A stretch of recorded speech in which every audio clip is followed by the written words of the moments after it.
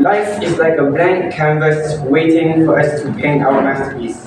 As we navigate its ups and downs, we may question our doubts and abilities. Dr. Stephen Ford says, "We are what we are because we have been what we have been." In the name of Allah, the most gracious, the most merciful, Assalamu alaikum wa rahmatullahi ta'ala wa barakatuh.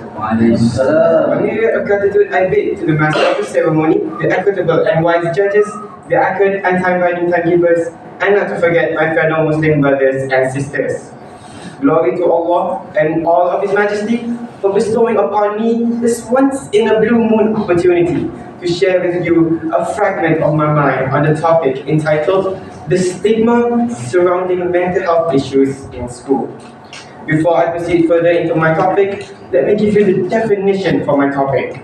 According to the 10th edition of the Oxford Dictionary, the word stigma can be defined as feelings of disapproval to a personal illness, whereas the phrase mental health can be interpreted as the condition or state of a person's mind, and the word school can be defined as a place where children live.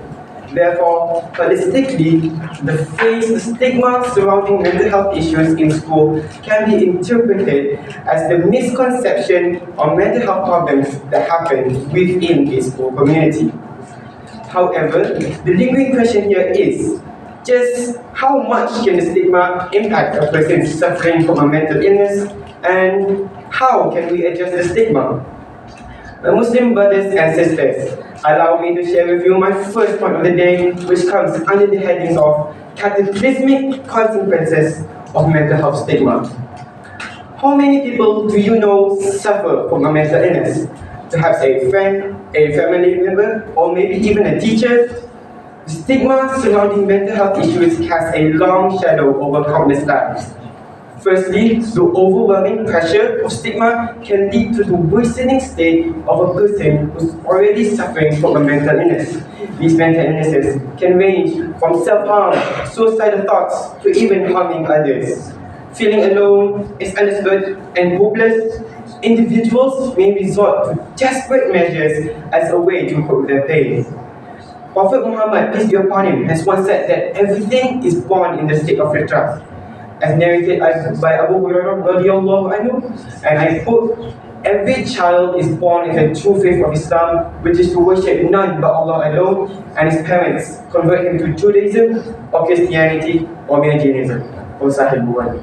This is the distinction in Islam that views humans as naturally good, different from Machiavelli, Thomas Hobbes, and Sigmund Freud, who view humans as originally bad. Ladies and gentlemen, now it is time for me to give my second point of the day, which comes under the headings of the turbulent seas of mental health challenges. Mental health, as we know, is just as important as our physical health. It's how we think, feel, and behave, and just like our bodies can get sick, our minds can get sick too. So, what bold strategies can we employ to vanquish these mental health demons? Most notably, it's important to open up to someone, preferably to someone you trust. Talking to someone helps us to see that we aren't alone in going through the tough times. It helps provide some relief from stress and also lighten the load of your burdens and concerns. Other than that, getting regular exercises and doing a relaxing activity like yoga can help us improve our mood and faith. Rasulullah, peace be upon him, has once said in the hadith narrated by Abu Hurairah radiallahu anhu, which says, "There is no disease that Allah has created except that He has created its treatment." From Sahih Bukhari. So let's face the adversity with faith and hope, knowing that healing and recovery are what within reach.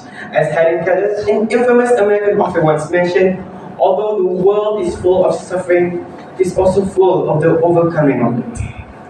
Respected members on the floor, finally, it is time for me to enlighten us today with my last point, which comes under the headings of togetherness will overcome the obstacles.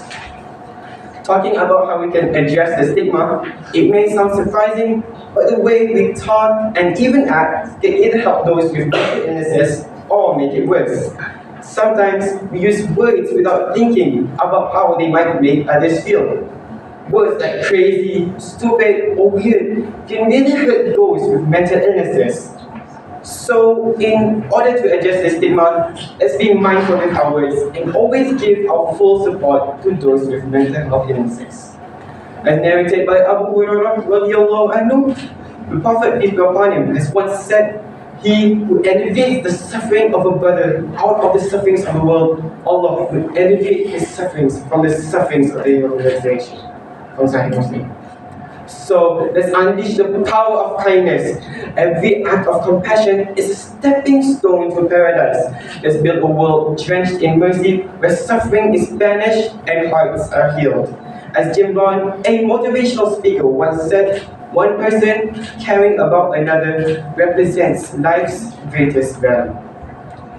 Dear faithful listeners, in the end, let us strive to be the beacons of hope and compassion in our schools.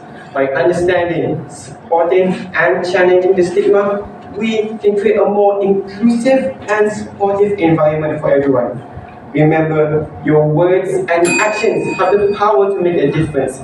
Let us choose kindness, empathy, and understanding as our guiding principles. Together, we can break the chains of stigma and foster a community where mental health is prioritized and valued. Oh, since that time is envious of me, verily perfections are from Allah and imperfections are solely from me.